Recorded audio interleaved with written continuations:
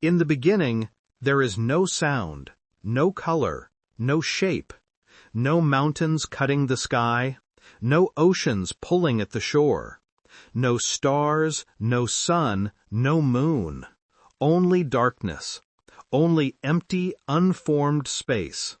Then a voice speaks. The Bible does not start with a storm or a battle. It starts with a sentence. Let there be light. Light tears into the darkness like a first sunrise that never had a night before it. For the first time, there is something to see. God looks at the light and calls it good. He separates the light from the darkness. The light is called day. The darkness is called night. Evening and morning pass. That is the first day. On the second day, the voice speaks again. There is no hammer, no blueprint, no tools, only words. Let there be a vault between the waters. A great space opens. Waters rise above. Waters settle below. The space between becomes the sky. What was flat and heavy now has height and depth. The world begins to feel like a room being built. On the third day, the voice moves the waters. They gather into one place. Dry ground rises up from below. The land stands where there was only sea. God names the dry ground land, and the gathered waters seas. He sees that it is good. But the third day is not finished. The voice speaks once more. Let the land produce vegetation. Suddenly, green spreads where there was only brown. Small plants push out of the soil. Trees rise with branches and leaves. Grain, fruit, and seeds appear in their own kinds. Each plant carries its own future inside itself. Life does not just exist, it multiplies. The quiet land becomes a living carpet of color and growth. On the fourth day, attention turns upward.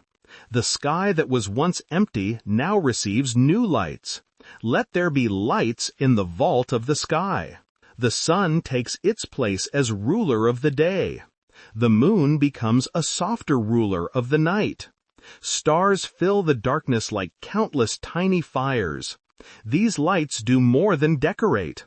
They mark seasons, days, and years. Time itself is given markers. The days are not random. They now have a rhythm. On the fifth day, the empty spaces of water and sky are filled. The seas churn with new life, tiny fish, great sea creatures, and everything in between. The sky fills with wings. Birds rise, dive, circle, and sing. The world that was once silent now has the sound of movement and voices. God blesses these creatures. He tells them to multiply and fill the waters and the sky. The world is not meant to stay sparse. It is meant to overflow. On the sixth day, the land receives its own parade of life. Let the land produce living creatures. Hooves drum the ground. Claws dig into dust. Soft fur, hard scales, quick movements, slow steps. Every kind of animal appears.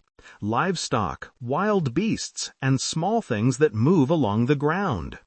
God sees that it is good. Then the pattern changes. The words slow down, as if the story leans in closer. Let us make humankind in our image. Until now, creation has been called good. Now something unique is introduced. Humans are not just another kind of animal. They are made to reflect God's image. They are given a task, to rule over the fish, the birds, and every living thing. Not as owners who made the world, but as caretakers placed in it. God creates humankind, male and female. He blesses them. He tells them to be fruitful and multiply. Fill the earth. Care for it. Rule over it. The planet becomes their shared home and responsibility. Food is provided. Plants and fruits are given as nourishment for humans and animals. The world is not a trap. It is a gift. Then the story reaches a high point. God looks at everything He has made. Light and dark, sky and sea, land and plants, sun, moon, and stars, fish, birds, and animals, humans carrying His image. The Bible does not only say it was good, it says it was very good. Creation is complete, but the story is not finished. On the seventh day, something unexpected happens. There is no "let there be." There is no new creation. Instead, God rests from all His work. He blesses the seventh day and makes it holy. This day is set apart. It marks the end of creation and the beginning of a rhythm, work and rest, activity and stillness. The opening chapter of Genesis is not just a list of events. It is a careful, ordered movement from chaos to structure, from emptiness to fullness, from darkness to light.